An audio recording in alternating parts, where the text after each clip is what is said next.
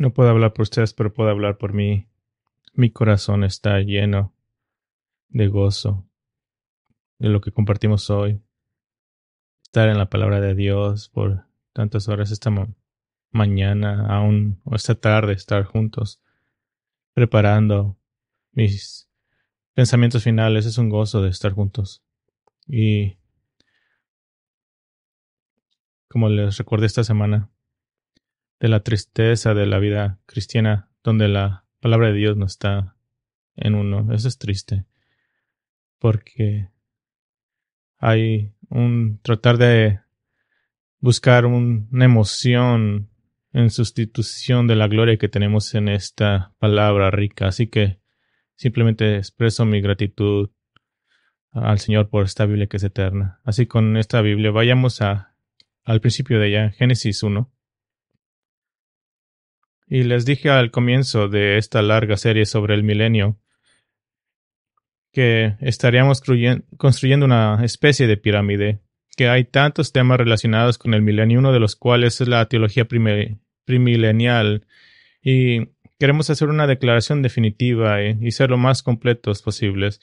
Y a veces, y unos estuvieron ahí en unos meses e hicimos un grupo de focus cuando estaba enseñando en BTI en un domingo, y hicimos un grupo de enfoque, porque estaba aterrorizado en decirles cuántos mensajes les iba a predicar acerca del milenio. Algunos de ustedes me dijeron que sí lo debería hacer, y algunos me dijeron que no iba a funcionar, porque en el intento de ser más completos, a veces tengo dudas de si detalles son útiles. Deberíamos de ir tan profundos y pasar años en el entender esos temas. Tal vez debería de mirarlo más a la superficie. Se me recordó esta semana acerca de un material evangélico que es tan pequeño que es obvio que fue escrito por gente que no tuvo entrenamiento bíblico. Y después de la experiencia desgarradora de tratar de vadear esos materiales, francamente me enojó que el pueblo de Dios está siendo llevado a creer que esa basura es en realidad la suma y la sustancia de la Biblia, que la Biblia es básicamente un montón de promesas devocionales, todas relacionadas conmigo y mi vida, y esto se hace pasar por un estudio bíblico. Y eso me recuerda, ¿has leído el fin de Jueces, donde un hombre, su esposa fue despedazada, y muchos dicen que la Biblia es simplemente una carta de amor de Dios? ¿Acaso es una carta de amor? Sí, incluye gran amor, sin duda, pero no puede reducir la escritura a, a puntos sentimentales. Y lo que eso me recuerda son que los detalles importan, y que las palabras importan, las repeticiones importan. Y siempre me acuerdo de 2 de Pedro, que dice que me hubiera gustado hablarlos como forma de recordarlos. Los detalles importan. La palabra de Dios es infinita en detalle y merece nuestra atención y esfuerzo. Así que nos estamos embarcando en la siguiente nivel de la pirámide. Estamos haciendo una teología bíblica del milenio en el Antiguo Testamento. Y por teología bíblica estoy usando el término más técnicamente para referirme a que estamos tomando pasajes del Antiguo Testamento a medida que llegamos a ellos y mostrando, estamos enseñando teología bíblica, tomando estos tópicos como llegan, que apuntan hacia un reino milenial de Cristo. Así que estoy llamando a esta serie de testigos del Antiguo Testamento, del venidero reino de Cristo en la tierra. Y esto no es tanto en referencia a Israel, dedicaremos mucho tiempo específicamente a Israel, pero lo que estoy esperando que logre esta serie es simplemente mostrar la necesidad de un reino de Dios en la tierra, como se revela en el Antiguo Testamento. Y ya hemos recorrido algunos de estos textos, particularmente con respecto al pacto abrámico. pero los quiero incluir brevemente como parte de nuestro viaje general a través de Génesis. Ahora, si estuviste en la Academia Teológica Grace este verano, lo que estoy haciendo es, es una revisión, porque Génesis es acerca de el reino de Dios, así que vale la pena repetirlo. Así que si suena familiar para ti, tómalo como un gozo el escuchar la verdad una vez más. Ahora, todo el mundo sabe que las mejores historias de todos los tiempos captan su atención al comenzar como Érase una vez. Amamos esas historias y te transportas a otro tiempo y otro mundo donde todas las cosas son posibles y solo la imaginación podría limitar lo que puede o no puede suceder. Y he leído muchas historias de ficción, pero incluso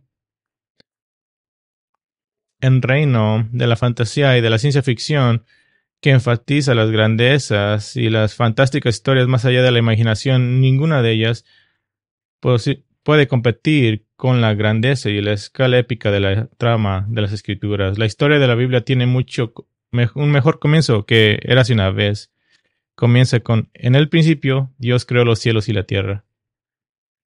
Y lo que es tan completamente único de la historia bíblica es que todo es completamente cierto, y aunque el libro ha sido completado, la historia te ha rebasado en el tiempo de tal manera que el fin de la historia aún no ha sucedido. Así que el libro está completo, pero la historia está en curso, y esa historia es la historia del reino de Dios en la tierra. Esa es la historia de la Biblia. Y al final de esta noche aplicaremos lo que hemos aprendido en cuanto a cómo debes pensar y comportarnos como creyentes en Cristo. Y quiero comenzar nuestro tiempo haciendo una lista de algunas de las características del reino terrenal original establecido por Dios. Y hay 8 o 9 cosas. Así que haré. La primera es que la humanidad en un mundo perfecto, pristino, creado por Dios, era la humanidad en un mundo perfecto, pristino, creado por Dios. Y vayamos a Génesis 1:31. Dice: Dios vio todo lo que había hecho, y era bueno en gran manera, y fue la tarde y fue la mañana, el sexto día. Capítulo 2:7. Entonces el Señor Dios formó al hombre del polvo de la tierra y sopló en su nariz el aliento de vida, y fue el hombre un ser viviente.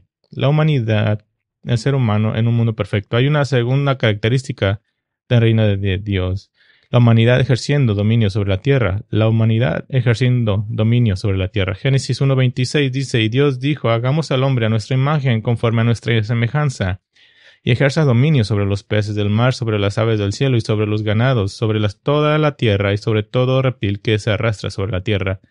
Este dominio literalmente quiere decir que pisotear o caminar sobre algo, tener dominio sobre algo. Miramos una tercera característica: que el hombre o la humanidad como un representante perfecto de Dios en la tierra. Versículo 27 de Génesis 1. Dios creó al hombre a imagen suya, a imagen de Dios lo creó, varón y hembra los creó.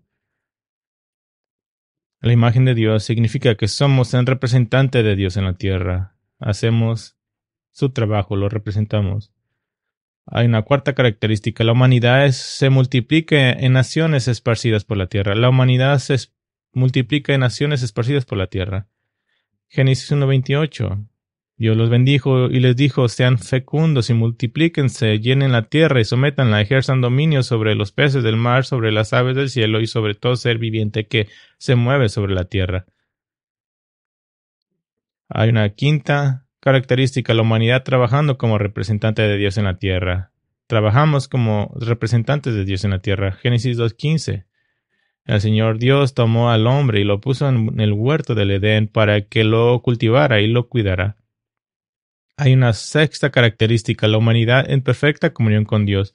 No solamente tenían que cultivar y cuidar el jardín, pero Génesis 2:15-16 dice: el Señor Dios tomó al hombre y lo puso en el huerto del Edén para que lo cultivara y lo cuidara.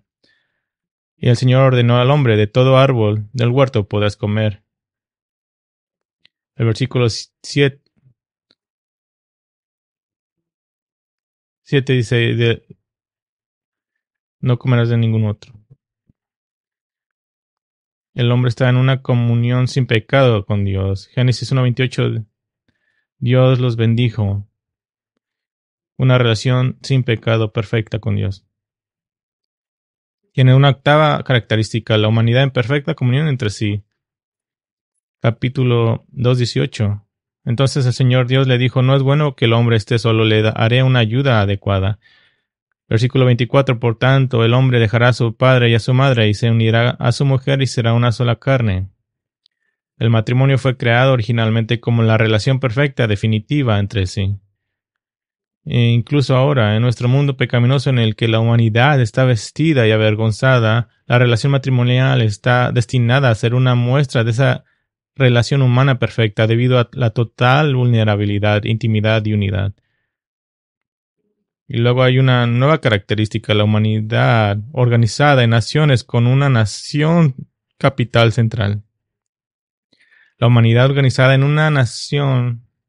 naciones con una nación central.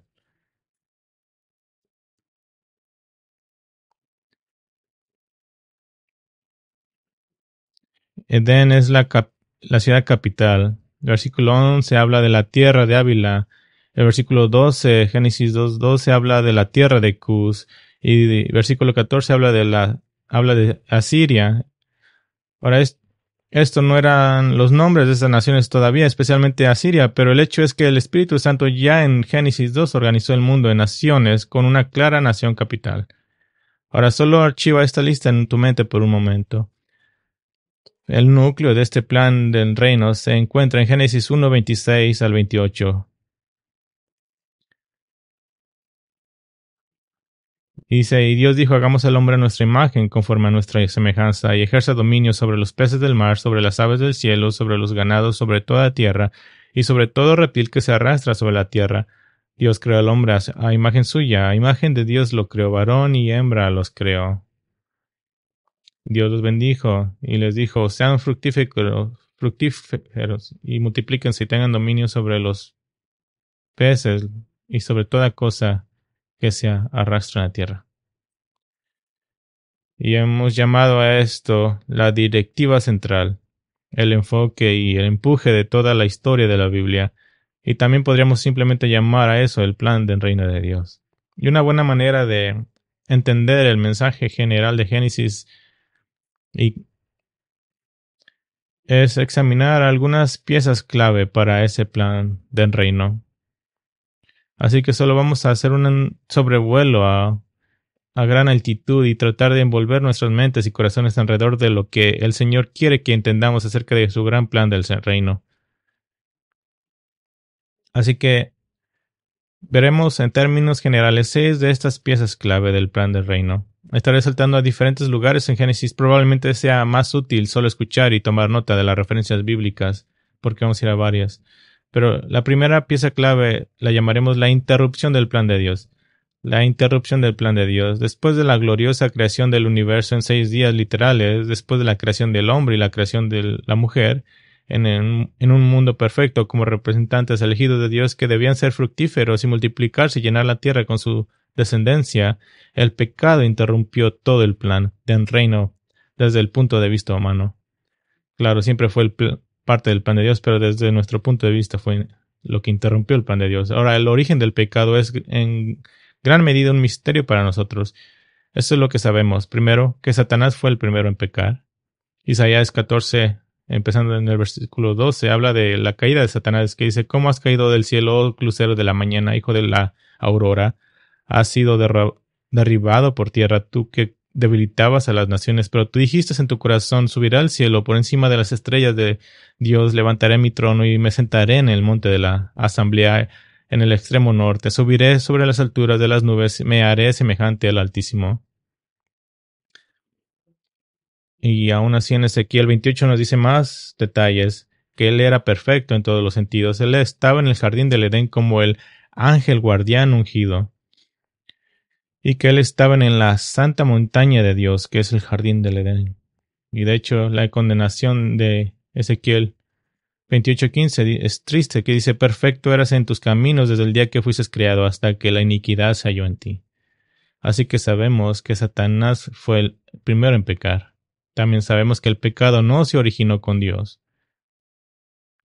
Habacuc 1:13 dice de Dios que muy limpios son tus ojos para mirar el mal y no puedes contemplar la opresión. Isaías 6 dice que Dios es santo, santo, santo. Así que el pecado no pudo haber sido originado en Dios. ¿Qué otra cosa sabemos? Sin embargo, el pecado es parte del plan soberano de Dios. El pecado no se originó en Dios, pero el pecado fue parte del plan soberano de Dios, todo sin tocar y violar su santidad para sus propios propósitos y su propia gloria. Nos conocemos la razón en la mente perfecta de Dios al permitir que un Satanás pecador entrara en el jardín, pero sí sabemos que Dios entró en una relación con Adán, con Adán como su representante designado, y esta representación implicaba responsabilidad, y responsabilidad incluye lealtad. Así que Dios le dio a Adán una limitación, era una limitación simple. Sí, Adán era amo sobre toda la tierra, excepto por el árbol del conocimiento del bien y del mal. Así que Adán tenía una opción de mostrar fidelidad y lealtad a su Dios soberano mediante una fidelidad incondicional o intentar salirse de esos límites. Entra la serpiente y Adán falló. Y las consecuencias fue la muerte espiritual inmediata y la separación de Dios y la eventual muerte física y separación de su propio cuerpo. Y esa separación también tuvo una consecuencia horizontal. El hombre ahora estaba en desacuerdo con su esposa y viceversa. El hombre y la mujer juntos fueron hechos a la imagen de Dios, pero ahora los portadores de la imagen estaban manchados con el pecado y la maldición de Génesis 3, que nos dice que habrían contienda entre ellos. Y así el matrimonio se convierte en una cosa difícil a causa del pecado. Y así que la realidad del pecado ahora se convierte en la mancha en la que el plan de Dios está obrando. Y así que ahora el plan de Dios tiene que quitar esa mancha y restaurar su plan del reino. El pecado debe ser reconocido y tratado como un tema importante en cada página de las Escrituras, y el resto de la historia de la Biblia se trata sobre el plan de Dios para restaurar tanto a la humanidad como a la creación de regreso a los propósitos originales de su reino. Entonces los planes del reino han sido interrumpidos, lo que haría la segunda pieza clave una conclusión lógica, y esa es el plan de resistencia al reino. El plan de resistencia al reino. Desde el comienzo mismo de la historia de la humanidad pecadora, la descendencia de Adán y Eva se resistió a Dios y a su plan. Algunos deseaban seguir al Señor, pero la mayoría no lo hacía.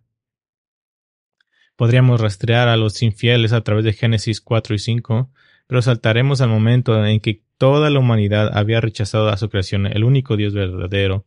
Génesis 6:5 dice: y el Señor vio que era mucha la maldad de los hombres en la tierra, y que toda intención de los pensamientos de su corazón era solo hacer siempre el mal. Dios es el dueño de la creación, así que Él decidió el deshacerse de todo, y salvó a un hombre y a su familia, Noé. Génesis 6:8 dice que Noé encontró favor, y esto en hebreo es la palabra para gracia. Dios había enterrado a Adán en la tierra después de su muerte, al menos metafóricamente. Génesis 3:19 dice: volverás a la tierra porque de ella fuiste tomado, porque polvo eres y al polvo volverás. Y ahora Dios iba a enterrar a toda la humanidad bajo las aguas del diluvio. Así que Dios comenzaría otra vez con otro Adán, y este Adán es Noé. Noé era un verdadero creyente en el Señor, pero fue escogido por Dios como un objeto de la gracia electiva de Dios. Y Noé encontró favor, gracia. Noé fue la elección de Dios, no fue la elección de Noé. Dios no estaba buscando en la tierra esperando que un hombre fuera fiel. Dios hizo que él fuera fiel. Dios dice en Génesis 6:18, dice: pero yo estableceré mi pacto contigo, estarás en el arca, tú y contigo tus hijos, tu mujer y las mujeres de tus hijos. Ahora, ¿qué pacto es este? Bueno, sabemos del pacto noéico, en el que Dios prometió en Génesis 9 nunca borrar la tierra con un diluvio. Pero parece que Dios está refiriéndose al mandato original, la directiva central de Génesis 1:26 al 28, de que la humanidad debía ser fructífera y multiplicarse y someter la tierra. Porque después del diluvio, Génesis 9:1, dice, y Dios bendijo a Noé y a sus hijos y les dijo, sean fecundos y multiplíquense y llenen la tierra. Esa es la directiva central. El versículo 7 dice, en cuanto ustedes sean fecundos y multiplíquense, pueblen en abundancia la tierra y multiplíquense en ella. Y entre esos versículos se detallan las nuevas condiciones de este mandato. Cuando Adán era el regente de la tierra, los animales estaban subordinados a Adán, los nombraba y estaban en perfecta relación con ellos. Y ahora con Noé como el vicerregente de la tierra, las cosas cambiaron. Génesis 9:2 dice, y el temor y el terror de ustedes estarán sobre todos los animales de la tierra, sobre todas las aves del cielo, en todo lo que se arrastra sobre el suelo y en todos los peces del mar. En sus manos son todos entregados. Y debido al pecado, Dios introduje la pena de muerte en la humanidad, la formación del gobierno humano para evitar que la humanidad viva en la anarquía. Así que tienen una segunda oportunidad. La humanidad tiene otra oportunidad de seguir a Dios. Con solo 8 personas en la tierra, tal vez dejen así de resistirse al plan del reino de Dios. Pero eso no iba a suceder. La resistencia continuó en los descendientes de Noé. Génesis 11 registra la construcción de la Torre de Babel, que tenía un propósito distinto, y esto era frustrar el plan del reino de Dios. Todo ese fue el propósito de la Torre de Babel. Génesis 11:4 dice, y luego dijeron, vamos, edifiquemos una ciudad y una torre cuya cúspide llega hasta los cielos, y hagamos un nombre famoso para que no seamos dispersados sobre la superficie de la tierra. Así que en lugar de cumplir con las órdenes del Señor, la gente del mundo decidió permanecer unida para hacerse un nombre. No querían ser fructíferos y multiplicarse al nivel que el Señor pretendía. Así que el Señor Dios confundió su idioma en muchos idiomas. La gente se vio obligada a dispersarse en agrupaciones nacionales basadas en el idioma. Entonces, debido al pecado, la resistencia al plan de Dios continuó. Pero en la soberanía de Dios, en el próximo capítulo, después de la Torre de Babel, ahora llegamos a la tercera pieza clave del plan del reino de Dios, y esa es la estrategia del plan del reino. La estrategia del plan del reino. ¿Cómo iba Dios a traer un reino perfecto a la tierra según su diseño? Bueno, ingresó un hombre llamado Abraham. Dios le dijo a Abraham que dejara su tierra natal y de Ur y fuera a una tierra que Dios le prometería. Y había una condición, que su condición era que tenía que dejar todo atrás. Y Abraham cumplió esa condición. Dios está a punto de entrar en un pacto con Abraham incondicional. Y después lo nombraría Abraham.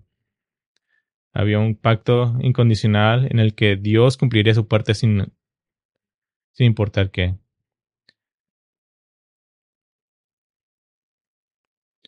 Y ahora, como parte de este pacto, Dios iba a dar a los descendientes físicos de Abraham una porción específica de la tierra.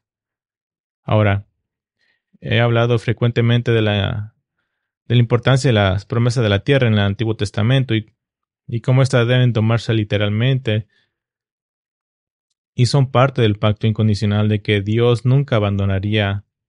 Y esto es porque las promesas de la tierra son claves, son tan vitales al plan de Dios con Abraham que no pueden ser espiritualizadas ni redefinidas. El doctor Eugene Merrill, eminente erudito del Antiguo Testamento, escribió esto: como la mayoría de los eruditos ahora reconocen el pacto y sus circunstancias fueron en forma de una concesión real de tierras, un acuerdo legal bien atestiguado en el antiguo Cercano Oriente.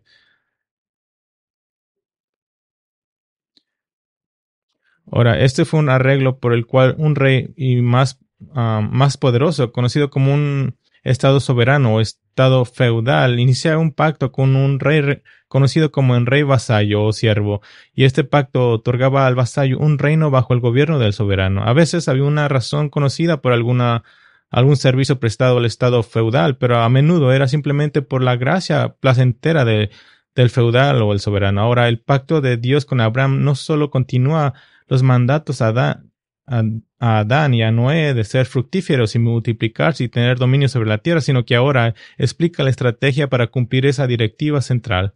Esta estrategia para llevar a cabo el plan del reino de Dios se introduce por primera vez en Génesis 12. y se reitera y explica varias veces a través de Génesis. Y no vamos a mirar mucho por mucho tiempo eso porque ya miramos el pacto abrámico. Pero primero Dios haría de Abraham una gran nación. Lo haría una gran nación. Y esta es, por supuesto, la nación de Israel. Y así como el Edén funcionó como una nación central de Dios, donde Dios habitó de una manera única con su pueblo, Israel debía servir como una nación central donde Dios morara de manera única con su pueblo. Y para que cualquier idea de dominio y nacionalidad sea significativa, una tierra debe ser parte de esta promesa. Y así es. Incluso hoy en día Israel todavía se llama la Tierra Santa, la tierra que le pertenece a Dios y es dada a su nación mediadora elegida. Dios le prometió eso en Génesis 17:8. Dice, y te daré a ti y a tu descendencia después de ti la tierra de tu peregrinación, toda la tierra de Canaán como posesión perpetua. Y Génesis 15:18 dice, en aquel día el Señor hizo un pacto con Abraham diciendo, a tu descendencia he dado esta tierra, desde el río Egipto hasta el río Grande, el río Éufrates. Eso es esencialmente las fronteras oeste y a este de la tierra dadas. Otras 9 veces en las escrituras la frase de Dan a Beer Sheva describe los límites del norte al sur. ¿Qué significa eso? Significa que la tierra prometida a Israel por Dios ocupa el Israel actual, las naciones Jordania, Líbano, Siria, la mayor parte de Irak, un pequeño pedazo de Kuwait, parte de Egipto y parte norte de Arabia Saudita. Esa es el Israel que va a venir. Nunca hemos mirado esas fronteras como las fronteras de Israel. Eso nos dice que habrá un día en el futuro que serán parte de Israel. Y todas estas naciones son ocupantes ilegales de la tierra de Dios. La segunda parte del pacto es que Abraham sería una bendición para todas las familias de la tierra y reyes vendrían de él. Así que Dios cambió el nombre de Abraham a Abraham, que quiere decir padre de multitudes. E Israel debía cumplir con una función mediadora para interceder entre el Dios soberano y su creación caída, y hablar de la gracia salvadora, de la oportunidad de ser parte del pueblo de Dios. Indicamos esta mañana que Israel, el templo de Israel, debía tener una plaza para los gentiles, para que alabaran a Dios. Y va a ser a través de Israel que el mundo aprendería del gran y único Dios verdadero. Y tercero, Dios le daría a Abraham una simiente plural. Dios le prometió a Abraham que esta nación sería numerosa como las estrellas del cielo o la arena de la orilla del mar. Así que en Israel Dios vería su mandato ser fructífero, de multiplicarse. Pero esta promesa incluye una simiente singular también, un hombre singular. Génesis 22:17 dice que poseerá la puerta de sus enemigos. El apóstol Pablo en Gálatas 3:16 explica, ahora bien, las promesas fueron hechas a Abraham y a su descendencia. Este es Cristo. Entonces de Abraham vendría una nación escogida que mediaría entre Dios y la humanidad pecadora, y toda la nación de esta tierra sería bendita a través de él. Por cierto, como parte de su pacto con Abraham, Dios le prometió bendición y protección personal. Esto era necesario para que el resto de las promesas no estuvieran en peligro. Génesis 12, Dios le prometió, te bendeciré y engrandeceré tu nombre, bendeciré a los que te bendigan y maldeciré al que te deshonre. Y esto fue a pesar de las fallas de Abraham. Nunca Dios amenazó con deshacer sus promesas, nunca dijo, bueno, ya me hartaste, así que voy a quitar mis promesas. Estas fueron promesas que todavía están en vigencia 4,000 años después, y esperamos que se lleven a cabo proféticamente. Inmediatamente después de recibir estas promesas del pacto de Dios, Abraham fue a Egipto debido a una hambruna y le dijo a su hermosa esposa Sara, todavía llamada Sarai en ese entonces, que dijera que ella era la hermana de Abraham para que no lo mataran al tratar de quedarse con Sara. Y Sara fue llevada a la corte de Faraón como resultado. Abraham no había confiado en el Señor y en cambio confió en su propia astucia. Sin embargo, ¿qué hizo el Señor? Génesis 12:17 dice, pero el Señor hirió a Faraón y a su casa con grandes plagas por causa de Sarai, mujer de Abraham. Y en Génesis 14, Abraham y sus hombres ganaron una gran batalla sobre varios reyes que habían secuestrado al sobrino de Abraham, Lot. Y en Génesis 20:21, el rey filisteo Abimelech hizo un pacto y amistad con Abraham porque llegó a reconocer que ser amigo de Abraham era mucho más seguro que ser su enemigo. Ahora Abimelech también había tomado a Sara, pero Dios le habló en un sueño por la noche y gentilmente dijo, he aquí eres hombre muerto, a causa de la mujer que has tomado. Ahora, ¿por qué estoy mencionando este aspecto del pacto abrámico? De que Abraham seguía siendo bendecido. Porque ilustra perfectamente cómo Dios trata a aquellos con quienes hace un pacto. Aquellos que la Biblia llama los elegidos. Y de hecho esa es nuestra cuarta pieza clave del reino. Los elegidos del plan del reino. Hemos estado hablando en términos amplios sobre Israel, sobre las naciones, pero la pregunta razonable es, ¿dónde me deja eso como individuo? ¿Qué tal? ¿Qué conmigo? Bueno, está muy bien decir que a través de Israel las naciones escucharán el único Dios verdadero, pero ¿cómo puedo yo ser incluido en ese plan? Bueno, debido al pecado, la interrupción del plan del reino de Dios, hay separación entre la humanidad y Dios, entonces debe haber reconciliación, y este es realmente el corazón y el alma de la salvación bíblica del pecado. El evento y el proceso de ser reconciliado con Dios. Dios tendría que conquistar el pecado que había sido introducido en su creación, y esto es central en las promesas de Dios hechas a Satanás en la primera promesa de la Biblia de un Salvador venidero. En Génesis 3:15 dice, pondré enemistad entre tú y la mujer, y entre tu simiente y su simiente, él te herirá en la cabeza y tú lo herirás en el talón. La humanidad no podía cubrir su propio pecado. ¿Recuerdan cómo Adán trató de cubrir su propio pecado con hojas de higo? Es ridículo cuando lo piensas. La salvación requiere iniciativa divina. Requiere el trabajo de Dios, no puede ser iniciada por el hombre. Así que Génesis 3:21 dice, el Señor Dios hizo vestiduras de piel para Adán y su mujer y los vistió. ¿Qué quiere decir eso? Que Dios mató a un animal, había un sacrificio sustitucional. Sangre fue derramada por primera vez. Y muy rápidamente, después de la caída del hombre en pecado, vemos los resultados en los individuos. El primer ser humano nacido en la tierra, Caín, asesinó a su hermano Abel. El descendiente de Caín, Lamec, amenazó a sus esposas y se jactó de asesinar a un hombre por haber sido golpeado. Así que los individuos, tú y yo, necesitamos ser salvos de nuestro pecado. Y ya en Génesis vemos cómo son identificados estos individuos. Génesis 10 y 11 habla de toda la humanidad, culminando en la confrontación de la Torre de Babel, en la que la gente desde toda la tierra se reunió contra Dios y su plan. Y de repente pasamos de Génesis 11:1, toda la tierra hablaba la misma lengua, a Génesis 12:1, Jehová dijo a Abraham. El enfoque de Génesis se reduce instantáneamente a un hombre y su descendencia.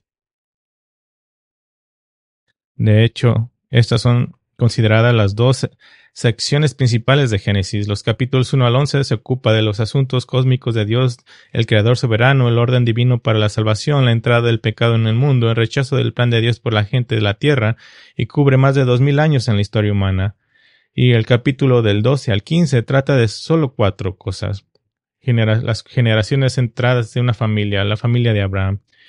¿Y cuáles fueron los criterios de la Biblia dada para que Abraham sea este hombre?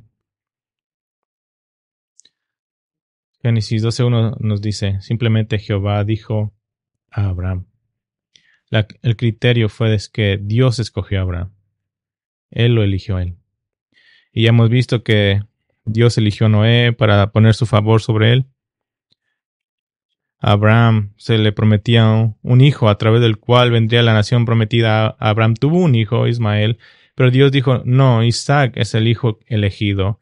Isaac tendría hijos gemelos, Jacob y Esaú, y Jacob el joven sería el hijo elegido a través del cual vendrían las naciones escogidas. Así que ya estamos viendo la semilla de la idea de los elegidos de Dios, los individuos elegidos por Dios para el propósito divino y para la salvación.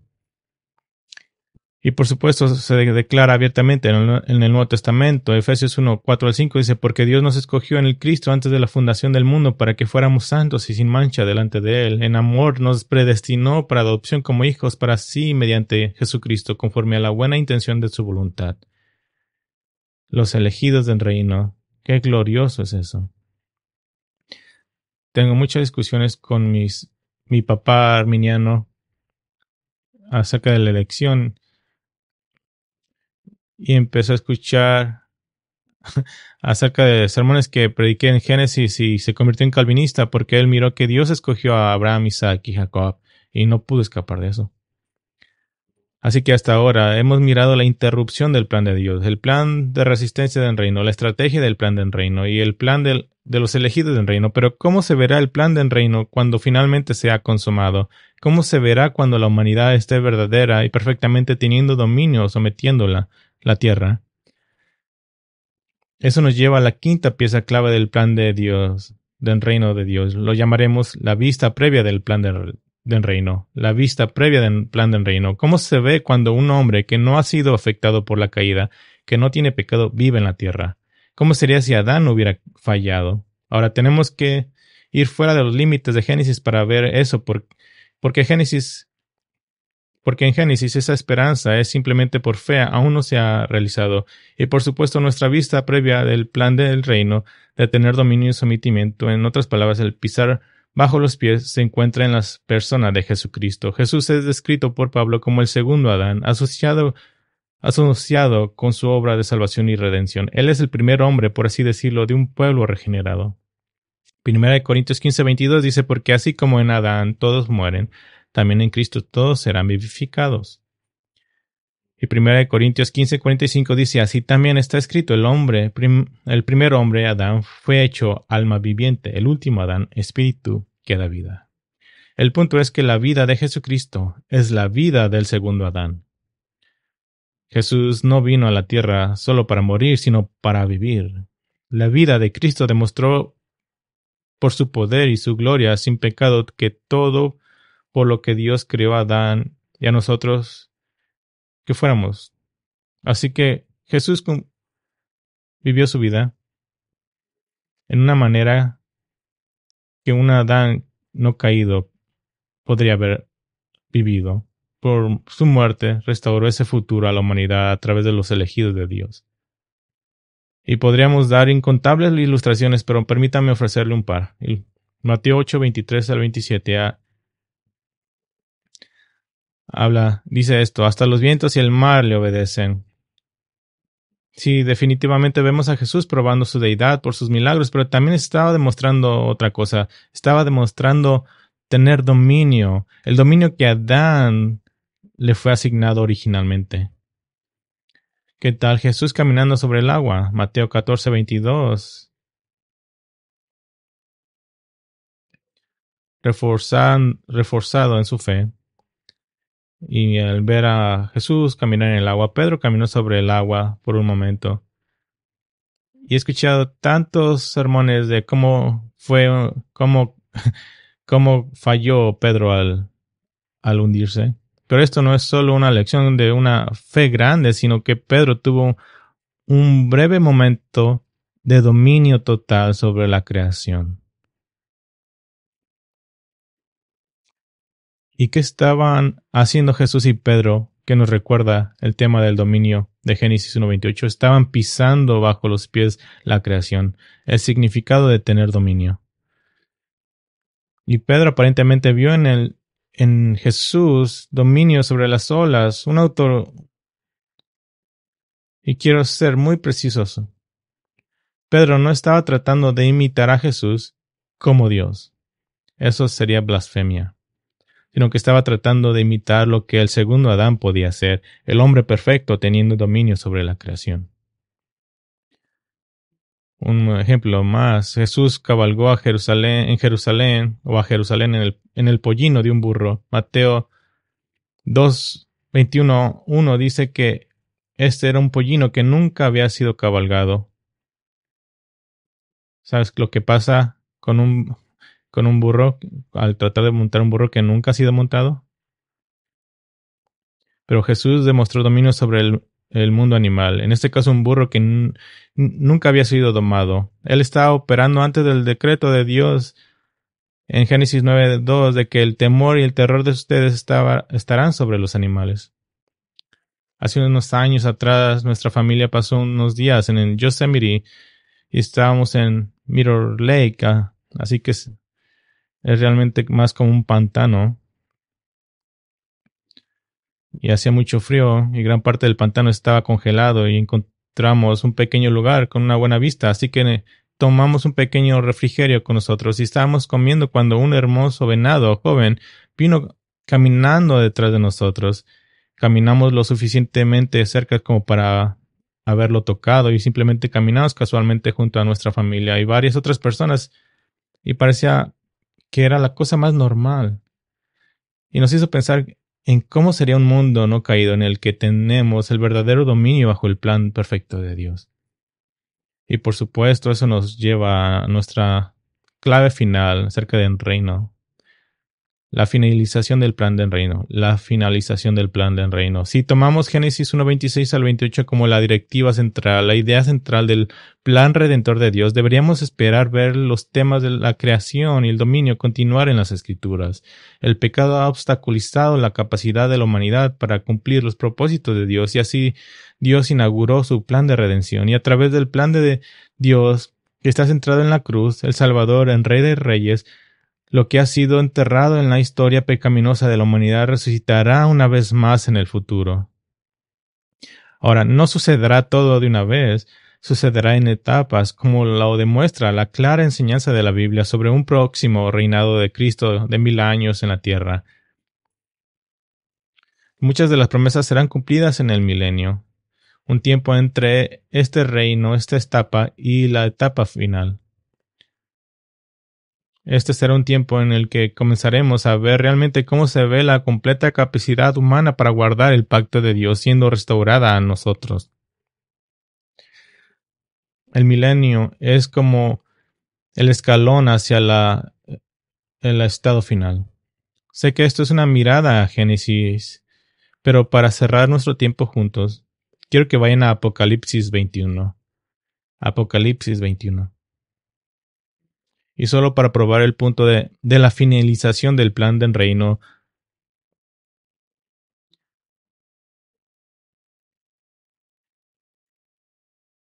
¿recuerdas la lista de características del reino con la que comenzamos de Génesis 1 y 2? Vamos a repasarla otra vez, excepto esta vez a través de Apocalipsis 21 al 22. La primera clave, característica, la humanidad es un mundo perfecto, puro tal como era en su forma original, creado por Dios. Apocalipsis 21:1 dice, entonces vi un cielo nuevo y una tierra nueva, porque el primer cielo y la primera tierra pasaron y el mar ya no existía, y vi la ciudad santa, la nueva Jerusalén, que descendía del cielo de Dios, preparada como una novia ataviada para su esposo. La segunda cosa, la humanidad ejerciendo dominio sobre la tierra. Dice, ya no habrá noche, ni habrá necesidad de lámpara, porque el Señor iluminará, y ellos reinará por siempre. La tercera cosa, la humanidad como un representante perfecto de Dios en la tierra, como la imagen de Dios. Apocalipsis 22:4, ellos verán su rostro y su nombre estará en sus frentes. Seremos la perfecta representantes de Dios. Hay una cuarta característica, la humanidad se multiplica en naciones esparcidas por la tierra. De regreso a Apocalipsis 21:24, dice, las naciones andarán a su luz y los reyes de la tierra traerán a ella su gloria. Versículo 22:2 dice, en medio de la calle de la ciudad y a cada lado del río estaba el árbol de la vida, que produce 12 clases de fruto, dando su fruto cada mes, y las hojas del árbol eran para la sanidad de las naciones. Hay una quinta clave, la humanidad trabajando como representante de Dios en la tierra. Apocalipsis 21:26. y traerán a ella la gloria y el honor de las naciones. Honor quiere decir dinero, bienes, que nosotros le traeremos cosas a Dios de la tierra. La sexta característica es que la humanidad estará en perfecta comunión con Dios. Apocalipsis 21:3 dice: Entonces oí una gran voz que decía desde el trono: El tabernáculo de Dios está entre los hombres, y Él habitará entre ellos, y ellos serán su pueblo, y Dios mismo estará entre ellos. Qué gloriosa relación. Apocalipsis 21:22 dice: No vi en ella templo alguno, porque su templo es el Señor, el Dios Todopoderoso y el Cordero. Un templo implica una necesidad de inmediación debido a la separación, pero ya no habrá templo aquí, porque el templo será Dios en una relación perfecta con Dios. Hay una séptima característica: la humanidad en relación sin pecado con Dios. Apocalipsis 21:4 dice: Él enjuagará toda la lágrima de sus ojos, y ya no habrá muerte, ni habrá más duelo, ni clamor, ni dolor, porque las primeras cosas han pasado. 22:3 dice: Entonces oí una gran voz que decía desde el trono. Esperemos un momento. Dice: Y ya no habrá maldición. Cada día de nuestras vidas estará saturada sin maldición. La octava característica: la humanidad en perfecta comunión entre sí. Capítulo 22:14, Apocalipsis 22:14 dice: Bienaventurados los que lavan sus vestiduras para tener derecho al árbol de la vida y para entrar por las puertas a la ciudad. Afuera están los perros, los hechiceros, los inmorales, los asesinos, los idólatras y todo el que ama y practica la mentira. Una relación perfecta sin pecado con unos y otros. Nuestros ancianos estamos leyendo un libro juntos que se llama Resolviendo conflictos, y es así de grueso, porque hay tantos conflictos en la humanidad, conflictos entre nosotros aquí en la iglesia. Perfecta comunión. No después de ti, no tú primero. Así será en la eternidad, insistiendo. Y la novena característica: la humanidad organizada en naciones con una nación capital central. Apocalipsis 21:2 dice: En adelante describe una nueva Jerusalén. ¿En qué nación está la nueva Jerusalén? Bueno, obtenemos algunas pistas. La primera pista está en Apocalipsis 21:19, donde miramos los cimientos de los muros de la ciudad, que están adornados con toda clase de piedras preciosas.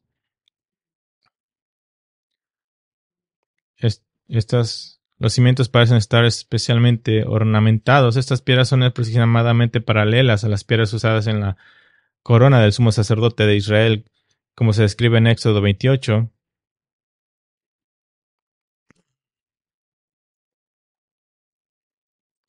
Dice la segunda parte de Apocalipsis 21:12: tenía un muro grande y alto con 12 puertas, y en las puertas 12 ángeles, y en las puertas estaban escritos los nombres de las 12 tribus de los hijos de Israel. Y los hijos de Jacob. Ahora, ¿por qué son sus nombres importantes y los nombres de los apóstoles? Porque Dios les dio un trabajo para el futuro. En Mateo 19:28 Jesús les dijo a los discípulos, a los apóstoles: en verdad les digo que ustedes me han seguido en la regeneración. Cuando el Hijo del Hombre se siente en el trono de su gloria, ustedes se sentarán también sobre 12 tronos para juzgar a las 12 tribus de Israel.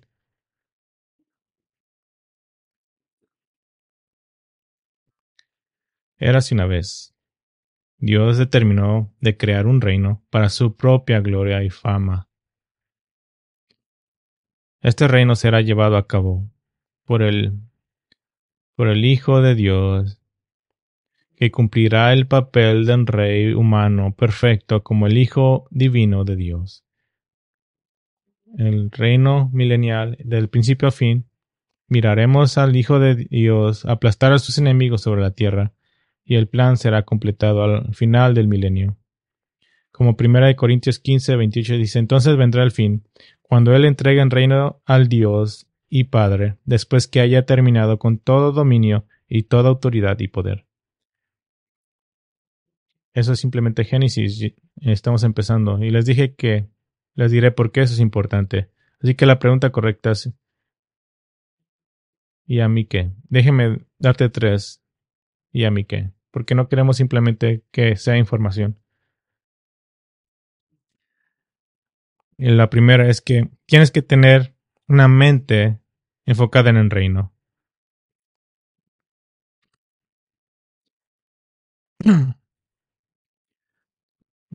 Tenemos una mente enfocada en el reino, en el mundo, en nuestras familias. Tenemos una mente enfocada en el reino, en la iglesia, siendo obedientes en la iglesia. Tenemos una mente enfocada en el reino al tener la paz entre nosotros. Colosenses 3:12 dice, si ustedes pues han resucitado con Cristo, busquen las cosas que de arriba, donde está Cristo sentado a la diestra. Pongan la mirada en las cosas de arriba, no en la de las tierras.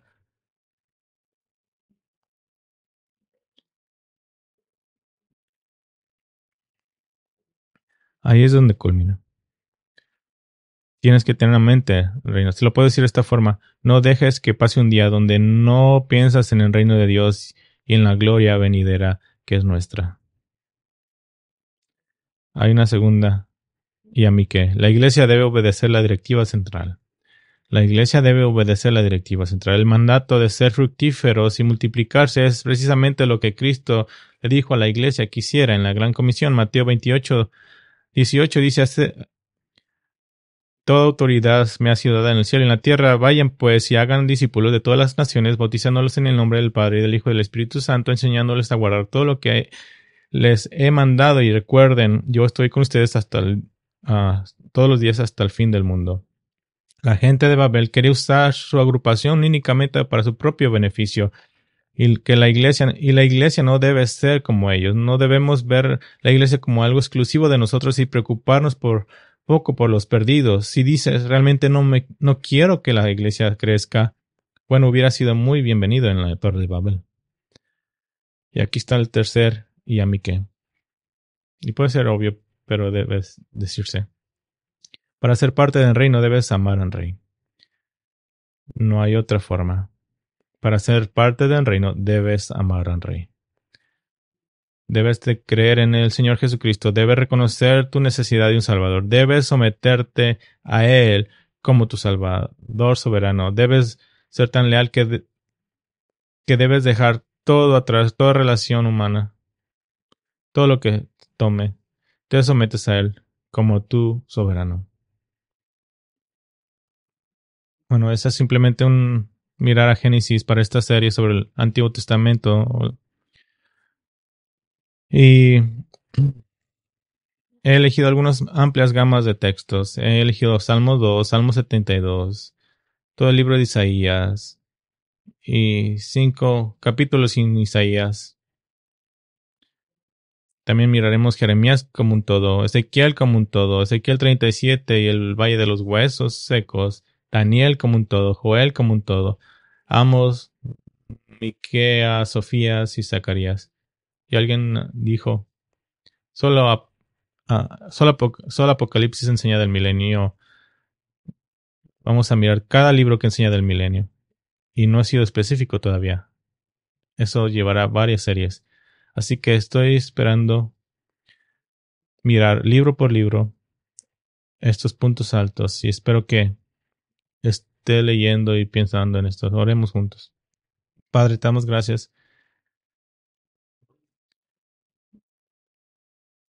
por ese comienzo increíble. En el principio Dios creó los cielos y la tierra. Y tú creaste un reino en la tierra donde has asignado la creación a la humanidad para ser tu representante en esta tierra. Adán y Eva fallaron en ser representantes y trajeron al pecado al mundo. Y la escritura enseña cómo tú estás redimiendo a tu pueblo. Y mientras, aunque no entendemos cómo es de que introdujiste el pecado, entendemos que sin eso no hubieras podido mostrar tu gracia, no hubieras podido mostrar tu misericordia y no hubieras podido mostrar tu ira. Así que vemos que tu plan redentor apunta últimamente a ti. para dar una gloria brillante y cegadora, para mostrar todos los atributos tuyos y en tu plan de redención, toda la humanidad, aquellos que han rechazado a Cristo, aquellos que han recibido a Cristo, doblarán su rodilla y declararán que Él tiene el nombre que es sobre todo nombre. Señor, nos juntamos en oración con la oración del final de la Biblia que dice, ven Señor Jesús, y hasta ese día, y a través de la información del milenio, esperemos que cada persona en este cuarto venga y que Cristo venga y nos libre de todas las pruebas de este mundo. Ven Señor Jesús, en nombre de Cristo Jesús oramos. Amén.